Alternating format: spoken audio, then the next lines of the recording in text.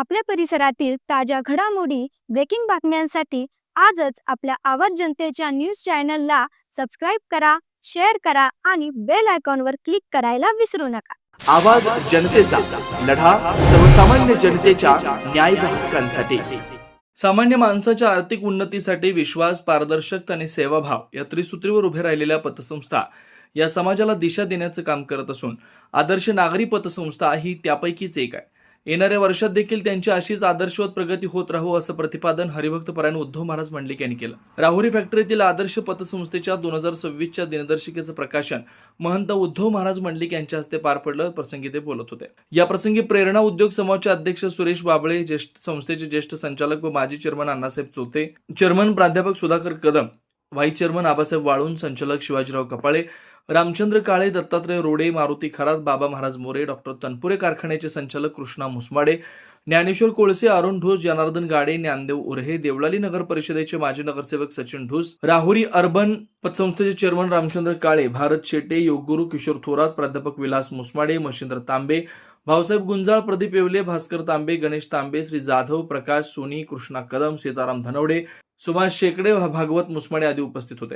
कार्यक्रम यशस्वीतेसाठी संस्थेचे व्यवस्थापक ज्ञानेश्वर सोनवणे, दत्तात्रय मोरे, गणपत शिंदे, ज्ञानेश्वर शिंदे, विकास शेटे आदी प्रयत्नशील होते. आदर्श नागरी सहकारी पतसंस्था मर्यादित, श्री शिवाजीनगर, तालुका राहुरी, जिल्हा अहिल्यानगर.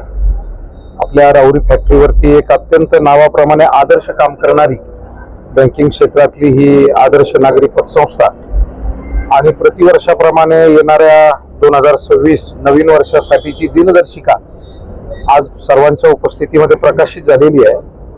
संस्थेचे संस्थापक आणि मार्गदर्शक आदरणीय अण्णासाहेबजी चोथे पाटील, या संस्थेचे चेअरमन प्राध्यापक Shri Sudhakarji Kadam sir, vice chairman सन्माननीय आबासाहेबजी वाळून पाटील, सर्व संचालक आणि मॅनेजर, या निमित्तानं सुरेश शेटजी वावळे पाटील, शिवाजीराव कपाळे साहेब, बाबा महाराज मोरे आणि सर्व मान्यवर उपस्थित आहेत.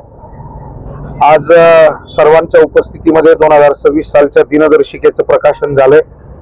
येणाऱ्या 2026 सालामध्ये या संस्थेचा जो काही कामाचा आलेख आहे तो आणखी उंचावत जावा आणि गोरगरिबांना या सगळ्या पतसंस्था ज्या मदत करतात त्या माध्यमातून सामान्य माणसांचे अनेक प्रश्न सुटतात.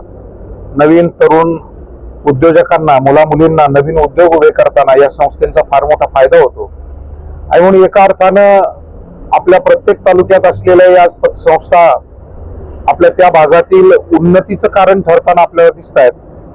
खरं म्हणजे समाजाने सुद्धा सहकार्य करणं आवश्यक आहे. आपण जसं कर्ज आग्रहपूर्वक संस्थेकडून घेतो तितक्याच प्रामाणिकतेनं वेळेवर ते फेडून या संस्था नित्य कशा चालतील आणि येणाऱ्याही गोरगरिबांना त्याची मदत कशी होत राहील. मला वाटतं संस्था टिकण्यासाठी जेवढी जबाबदारी संचालक मंडळाची असते तेवढीच त्या संस्थेचे जे कर्जदार आहेत, ठेवीदार आहेत, ठेवीदारांचंही सहकार्य मोठं असतं, पण कर्जदारांची जबाबदारी ही अत्यंत मोठी असते. आणि म्हणून या निमित्तानं या सगळ्या संस्था उत्तम प्रकारे काम करतायत.